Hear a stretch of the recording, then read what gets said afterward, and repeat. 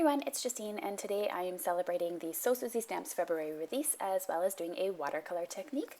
I've just been obsessed with watercolor since I did my watercolor class here on my YouTube channel, and I've been trying out lots of different techniques and having a lot of fun with it. So I just kind of continued on with the trend. I hope you don't mind. I'm going to start off by saturating my watercolor paper. I have done this technique before in which I don't go straight to the edge but rather create some sort of curve wave lines sort of along the border. I want to make sure that my color does not exceed the frame and that there's still a nice white frame around it, so I'm just making sure that the water does not go along the edges. I'm going to be using a couple of different colors today. I'm using Wilted Violet, Carved Pumpkin, which are two of the new colors of 2015 from the Tim Holtz line, Picked Raspberry, and Mustard Seed, which are older. And I'm just going to go along and I'm going to blot along my watercolor cardstock. I'm using cardstock from Ranger. This is watercolor paper, and I'm using the textured side of it because I really want that texture to show through. So as you can see, I'm blending the colors together. I really want the purple and the pink to blend together nicely. You kind of have to think though that you don't want your colors to get muddy, so you want to be careful with the orange and the purple together, but overall, as long as you don't blend them too much, it actually works quite well, and I tried to work a lot with the pink. Just going in and bringing in different colors, and if you see things starting to get muddy, you can simply go back in with a paper towel, pick up that color, and then you're able to go back in with some more purple or whatever color you need to do in order to get that brown sort of away. So I'm just going to sort of put my paper towel along that sort of seeped edge there. I don't want it to pool up at all. I want it to be like a nice clean look, sort of a faded look. And I'm just blotting along with my paper towel so that it gets really light. When it's all dry, you want to go on and do some stamping. So I'm going to be stamping the Eiffel Tower, which is an older stamp set from So Suzy Stamps, but I really like it, especially for Valentine's Day card or sort of French-themed cards. I'm going to be using my Misty to stamp this because I really want to get a really dark impression in black so that it really stands out against that watercolor background.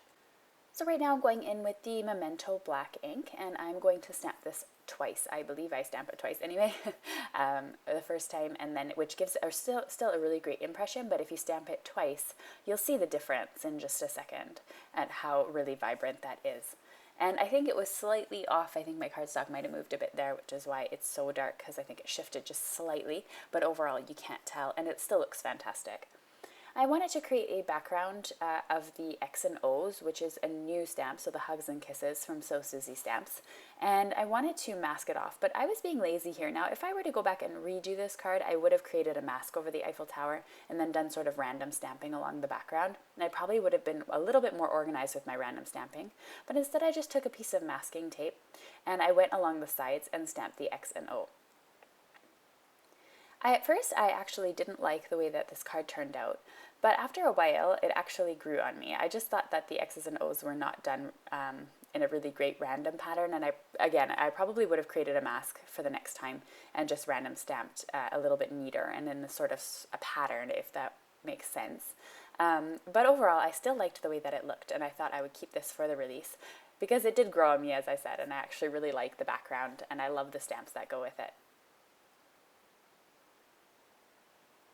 In my opinion, I never really throw out cards anymore. I used to throw out cards all the time if they started to be, not the way that I liked.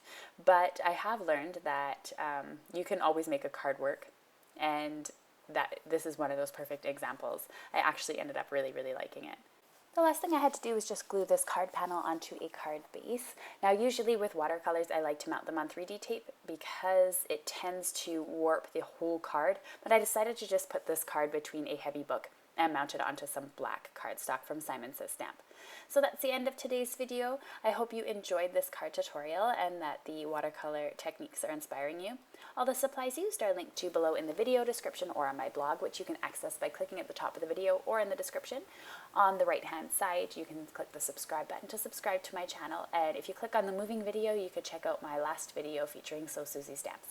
Alright, thanks guys, and I hope you'll check out the February release. It's awesome, so get on over there.